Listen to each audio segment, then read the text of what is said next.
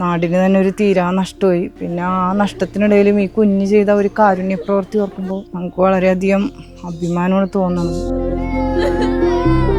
ഇത് ഞങ്ങൾക്ക് വല്ലാത്തൊരു തീരാ ദുഃഖമായി പോയി. ഞങ്ങൾ എല്ലാവരും ആ കുട്ടിക്ക് എൻ്റെ ആത്മാവിന് വേണ്ടി അങ്ങ് പ്രാർത്ഥിക്കുകയാണ്. സഹജീവി സ്നേഹത്തിന്റെയും പ്രത്യാശയുടെയും പുതിയ പേരാവുകയാണ് ജാസ്ലിയ. 4 പേർക്ക് പുതുജീവനേകിക്കൊണ്ടാണ് ജാസ്ലിയ ഈ ലോകത്ത് നിന്ന് വിടവാങ്ങുന്നത്.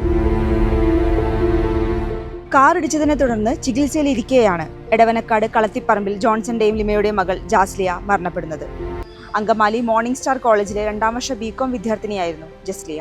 മസ്തിഷ്ക മരണം സ്ഥിരീകരിച്ചതിനെ തുടർന്ന് ജസ്ലിയയുടെ കരളും വൃക്കയും നേത്രപടലവും ദാനം ചെയ്യാൻ മാതാപിതാക്കൾ സമ്മതിക്കുകയായിരുന്നു. പഠനത്തിലും സ്പോർട്സിലും മിടുക്കിയായിരുന്ന ജാസ്ലിയ MG യൂണിവേഴ്സിറ്റി യോഗ ടീം അംഗം കൂടിയായിരുന്നു. കോളേജ് ഹോസ്റ്റലിൽ താമസിച്ച് പഠിച്ചിരുന്ന ജാസ്ലിയ പാർട്ട് ടൈമായി ജോലിയും നോക്കിയിരുന്നു.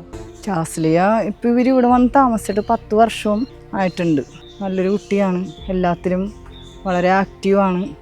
എവിടെ എന്ത് കാര്യങ്ങളുണ്ടെങ്കിലും ഈ കൊച്ച് ആർക്ക് സഹായം ചെയ്യാനും, പിന്നെ ഫുട്ബോള്, കോകളി, പിന്നെ ഈ കൈകൊട്ടിക്കളി, അങ്ങനെയുള്ള എല്ലാ ടീമുകളിലും ഈ കൊച്ചുണ്ടായിരുന്നു.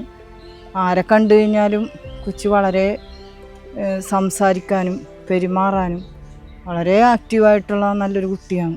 ഇവിടെ ആ കുഞ്ഞിനെക്കുറിച്ച് അറിയാത്ത ആരും തന്നെ ഇല്ല. ആരെ കണ്ടു കഴിഞ്ഞാലും ഒന്നും വർത്തമാനം പറയാതെ ആ കുട്ടി പോകാറില്ല. എല്ലാവരോടും വളരെ സ്നേഹത്തോടുകൂടി തന്നെ പെരുമാറുന്ന ഒരു കൊച്ചാണ്. ഏറ്റവും നല്ല ഒരു കാരുണ്യ പ്രവൃത്തി, മറ്റുള്ളവർക്ക് മാതൃകയായിട്ടാണ് ആ കുഞ്ഞ് ഇവിടെ നിന്ന് കടന്നു പോയത്. അവരെ വീടിനെ സംബന്ധിച്ചാണെങ്കിലും ഈ കുഞ്ഞ് അവർക്കൊരു വളരെ സഹായമായിരുന്നു.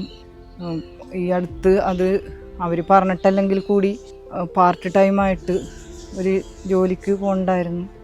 അവരെ വീട്ടുകാരാണെങ്കിലും വളരെ സാധുക്കളാണ്. ഈ അടുത്താണ് വീടൊക്കെ പണിത് നല്ലൊരിതിൽ വന്നത്.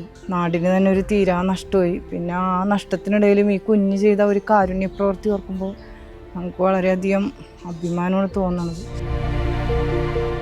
നല്ലോണം പഠിക്കും, പിന്നെ സ്പോർട്സ്, ഇതിനൊക്കെ ഏറ്റവും നല്ലൊരു കുട്ടിയായിരുന്നു. അത് BCom ആണ് പഠിക്കുന്നത്. ഈ പഠിക്കുകയാണെങ്കിലും അതിൻ്റെ കൂടെ തന്നെ ചെറിയൊരു ജോലിക്ക് പോകുന്നുമുണ്ട്.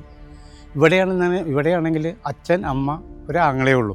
വളരെ പാവം, നല്ല എളിയ ജീവിതത്തിൽ ജീവിക്കുന്നൊരു കുട്ടിയാണ്.